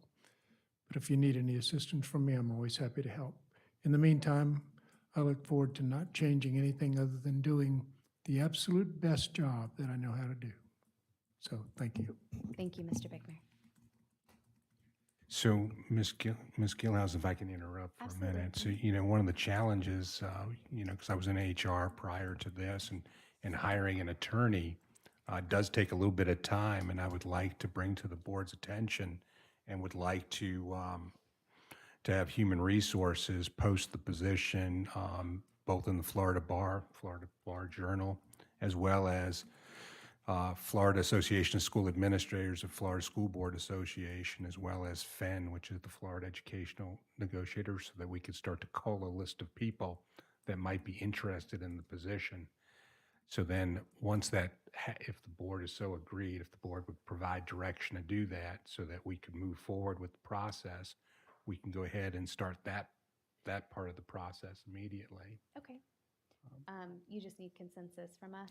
Yes, if that's what you guys would like to do, this is the one position that you hire in the Right. in the whole district, right? So I'm just trying to point out, it takes a little bit of time to do it, and I would like the opportunity to go ahead and post it quickly so that we can start the process, moving along, because believe it or not, the time goes by quick. I'd also kind of point out to the board that the school board attorney actually it's kind of a misnomer when it's called school board attorney, because actually 90% of the work that the school board attorney does actually is for district staff, right? So I'm kind of concerned that we want to make sure that we move with due diligence so that we can get through the entire process. And so I would just like direction to go ahead and post that. Do we have any discussion regarding that? I would agree that we would ask the superintendent to proceed Okay. Are we all in as favor? quickly as possible. Okay, yep. Thank you. You have our permission to pursue it. All right. Anything else from you, Mr. Bickner? No, I'm good, thank you. Okay, thank you. We will move on to school board member comments, and I will start with Ms. Bola. Thank you. This is generally the time when we like to reflect on what we've accomplished over the last few weeks as well. And I personally, I like to give shout outs where shout outs are due. Before the Thanksgiving holiday, they were wrapping up many of the Veterans Day concerts and things, and I went over to Doctors Inlet Elementary, and I was moved. You have an awesome school, Ms. Ayers. When a music teacher has an entire cafeteria full of parents, all talking and everything, and she has the entire 4th, 5th, and 6th grade standing up on risers in front, and you could have heard a pin drop in that place. The music was awesome. The students were awesome. I had a chance to visit a classroom beforehand and had a blast. So thank you to Doctors Inlet Elementary. You really knocked it out of the park. Thank you. The last 2 days, I've been doing Teacher of the Year visits for the top 10 that we met tonight, and we walked into classrooms. OMG. We have some awesome teachers in this county, and that is just a minute reflection of the great work that is being done here and the caring. And you're not talking your typical classroom. We went into ESE classrooms. We went into a behavior coach's session, sort of, a time that she was sharing, resume writing with Ms. Wirt. I mean, it was a variety of every type of teaching, CTE, the whole 9 yards, and it was phenomenal. And that was, I brought a book up once to the school board, about how to fill your bucket. And I meant to bring that book tonight because my bucket just keeps getting full from all of the wonderful things that are going on in our schools. Did the spelling bee at Argyle Elementary School this morning. What a hoot. And it got, I mean, it was a long spelling bee. It was very entertaining. So I'm looking forward to the county spelling bee in February. Tomorrow morning, I'm reading at Chatelawn, and next week on Wednesday, we have our adult ed graduation. Just a comment, if I may, shameless plug for the Dolly Parton Imagination Library. This is a parent's choice.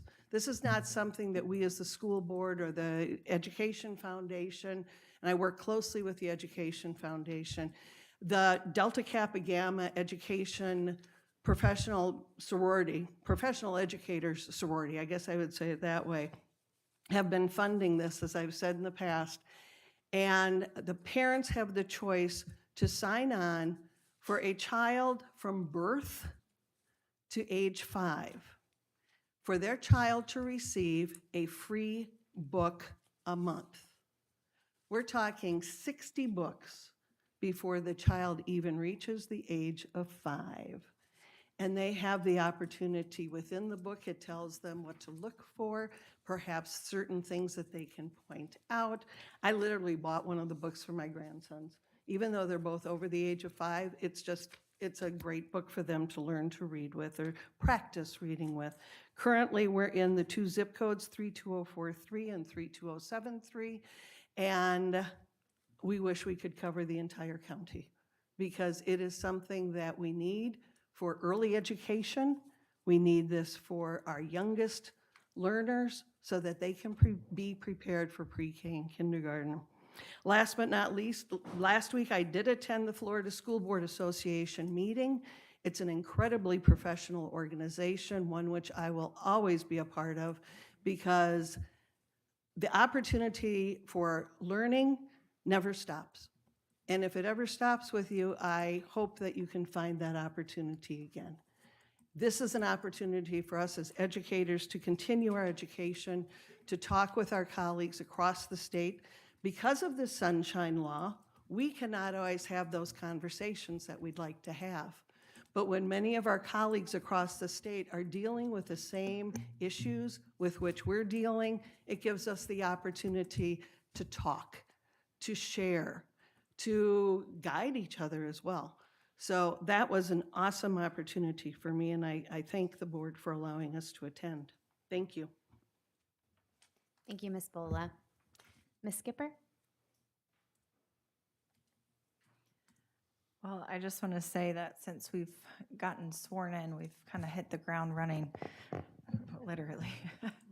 I too had joined a couple of the board members down at the FSBA conference, and very eye-opening, learned a good amount, and I would say that, like Ms. Bola said, we can't discuss things, but I feel as though I found my tribe down there, found my group that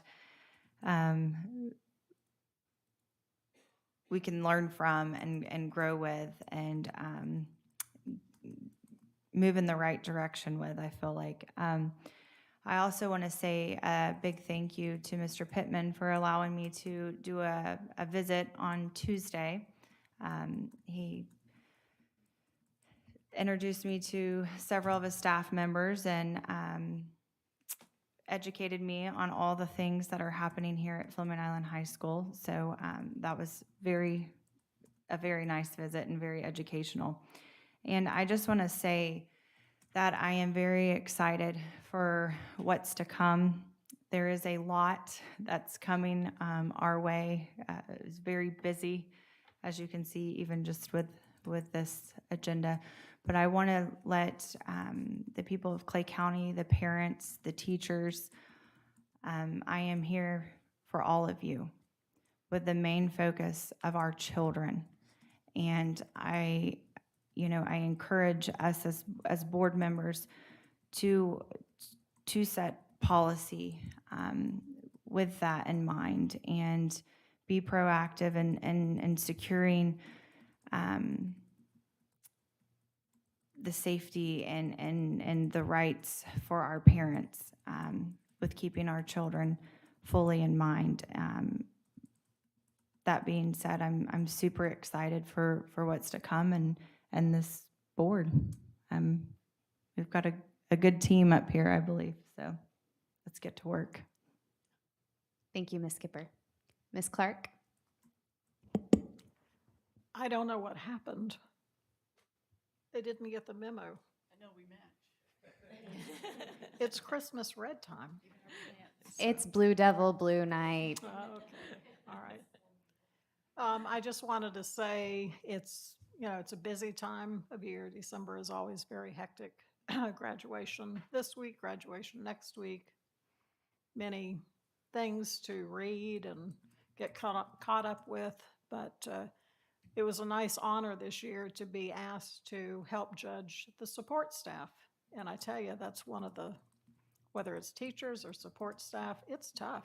Every one of them should win. I mean, there is no doubt they go out of their way. And there's a good reason why most of us left Duval County and moved to Clay, and it is because of our schools. And although we have a lot of work to do, I think we've got a good team. 2022 was a great learning experience, and I think we're going to really grow in the right direction in 23. So thank you. Thank you, Ms. Clark. Ms. Hanson. People who know me know this is not my favorite thing, but I'm going to get better at it, I promise. A couple of things I learned in a very short period of time. I will never be able to get rid of the teacher in me. Every time I make a decision, I'm thinking about that. More importantly, I think about that as my fellow board members, because the number one priority in my life, and the number one priority, as I believe, is everyone up here, is to make this place great for our children. The forefront is our children. In order to do that, we support teachers. I support teachers. And I wanted to also say, when we begin to navigate through maybe some issues that are not easy, I have to remind myself we cannot make 100% of the people happy all the time, but know for sure that I'll always be working to make sure we're doing the right thing for kids.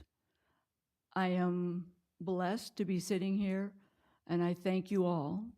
And last but not least, I went to my first function, which was the Florida Youth Challenge Academy graduation. Coming from a military family, I'm not gonna lie, I had tears in my eyes through cadences.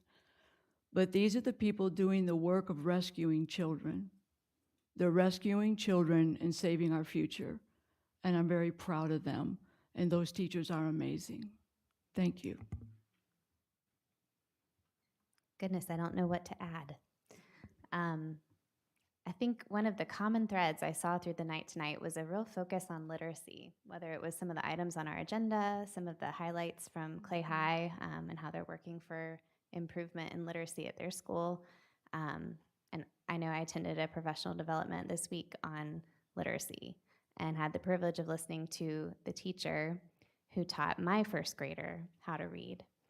And I sat with tears in my eyes thinking, what an incredible gift to give to a child, the ability to read. And we saw the clip of Rosie, that I want that so badly for every child. And I know that every teacher in every classroom across Clay County is working so hard to that end. And just to witness the passion and the dedication and the incredible amount of work that goes into imparting that gift to a child, I just want to say thank you from the bottom of my heart. Like I said, it brought tears to my eyes to hear just all that goes into preparing a child to make that accomplishment. And I truly think there's not much of a greater gift that you could give a kid. It will change the trajectory of their life if they become a good reader. So anyway, with that in mind, let's move on to our D1 item. I have a script that we have to read to follow the law for this particular item. So we're going to take up item D1, the attorney-client session. This part of the meeting is closed to the public. It is a meeting between the superintendent, the 5 school board members, and our attorney to discuss settlement negotiations and litigation strategy for 2 pending cases to which the school board is a party.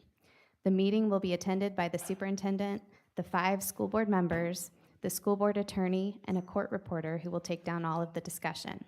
At this time, I'm asking that everyone other than the school board members, the superintendent, the attorney, and the court reporter please leave the room.